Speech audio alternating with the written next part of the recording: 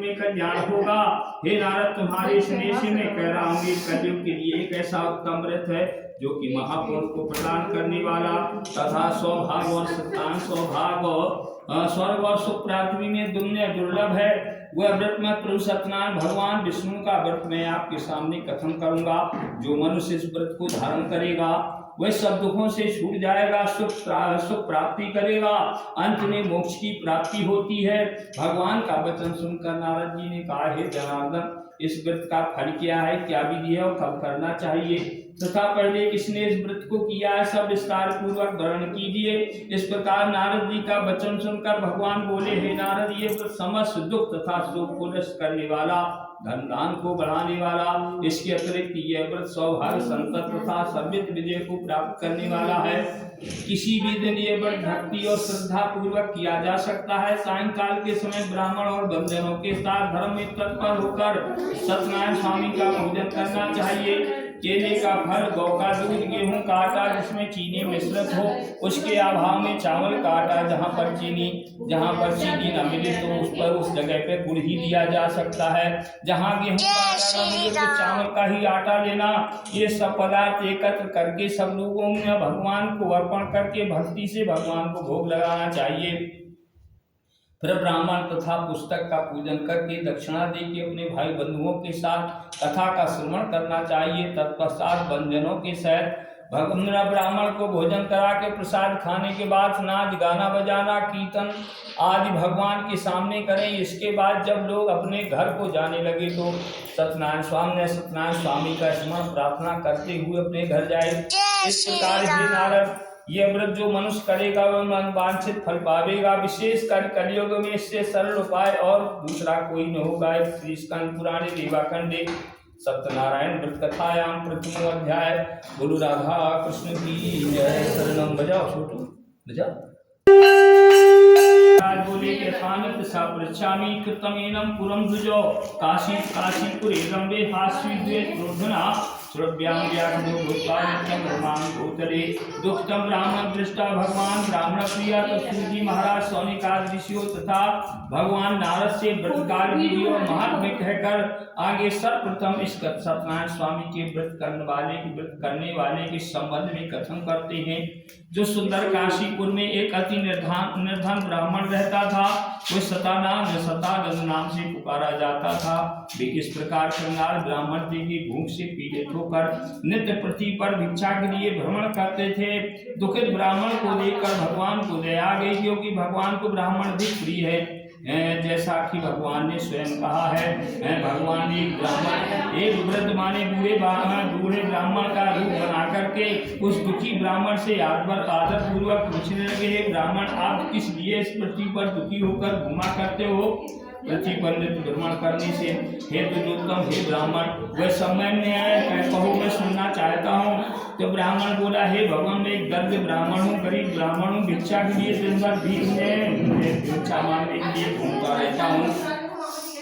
इसलिए हे प्रभु, यदि कोई निर्धनता दूर करने का कोई उपाय जानते हो तो कृपा करके मुझसे बताइए, जिससे भीख मांगने से मुझे मुक्ति मिले, दरिद्रता दूर हो। ब्राह्मण को इस प्रश्न का उत्तर देते हुए ब्राह्मण अर्थात भगवान बोले, हे ब्राह्मण देवता, आप सत्यनारायण स्वामी का पूजन तथा व्रत कीजिए, वही मनवांछित फल देने वाले हैं। अतः हे ब्राह्मण, आप मेरी बात मानकर ये व्रत धारण करे। जो मनुष्य इस व्रत को करता है वह सब दुखों से छूटकर मुक्ति को प्राप्त करता है।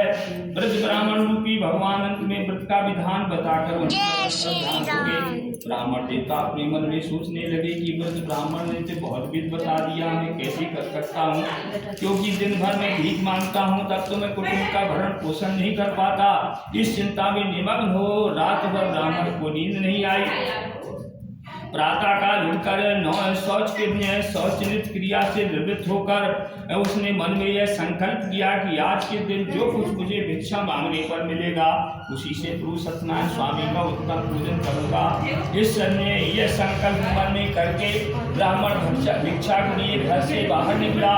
उस दिन भगवान की उस पर ऐसी कृपा हुई, उसे बहुत सा धन प्राप्त हुआ और उस अर्थात उसी दिन उसी दिन देवताओं ने भी उस ब्राह्मण पर कृपा की तथा ब्राह्मण ने उसी घर से भाई बंधुओं से बुलाकर प्रसन्नतापूर्वक और भक्ति और श्रद्धा के साथ सत्यनारायण स्वामी का भक्ति पूर्वक पूजन किया। पूजन और व्रत के प्रभाव से ब्राह्मण सब दुखों से मुक्त हो गया और समस्त संपत्ति से परिपूर्ण हो गया। तब से वह ब्राह्मण बराबर हर महीना यह व्रत करने लगा और इस प्रकार उस उत्तम ब्राह्मण ने सत्यनारायण स्वामी का व्रत और पूजन किया, जिससे ब्राह्मण समस्त पापों से छूटकर दुर्लभ मोक्ष को प्राप्त हुआ। इस प्रकार जो मनुष्य इस ब्राह्मण की बात सत्यनारायण स्वामी का व्रत करेंगे वे संपूर्ण दुखों से छूटकर मोक्ष को प्राप्त होंगे। इस प्रकार भगवान ने व्रत के प्रभाव को नारद जी से कहा। इसके बाद श्री सूत जी महाराज सोनिकार ऋषियों से प्रश्न किया कि जो कुछ भगवान महात्मा था वह कथन किया। अब आगे क्या कहूँ, आप लोग कहिए। ऋषियों ने उत्तर दिया, महाराज उस ब्राह्मण से इस व्रत को किसने सुना तथा किसने यह व्रत को किया, ये सारी कथा हम सबकी सुनने की इच्छा है, आप कृपा करके कहिए। तब सूत जी महाराज बोले, हे ऋषि सुनो, ब्राह्मण से सुनकर जिसने इस व्रत को भूतल पर किया, पृथ्वी पर किया है, वह मैं कथन करता हूँ। एक समय अपनी संपत्ति के अनुसार वही ब्राह्मण अपने भाई बंधुओं के साथ सत्यनारायण स्वामी के पुण्य व्रत को पूजन कर रहे थे। इतने में एक लकड़ी बेचने वाला वहां आ पहुंचा। उसने लकड़ी का गट्ठर बाहर रख करके घर के भीतर प्रवेश किया। लकड़हारा भूख प्यास से बहुत पीड़ित हुआ। उसने अपने घर के भीतर देखा कि वही भिखारी ब्राह्मण जो आज भीख मांगते फिरते थे, आज इतने बड़े भवन के मालिक और बड़ी भीड़ भाड़ के साथ पूज्य सत्यनारायण स्वामी का उत्तम पूजन कर रहे हैं। इस प्रकार ब्राह्मण को संपन्न देखकर वह लकड़हारा आश्चर्य में पड़ गया।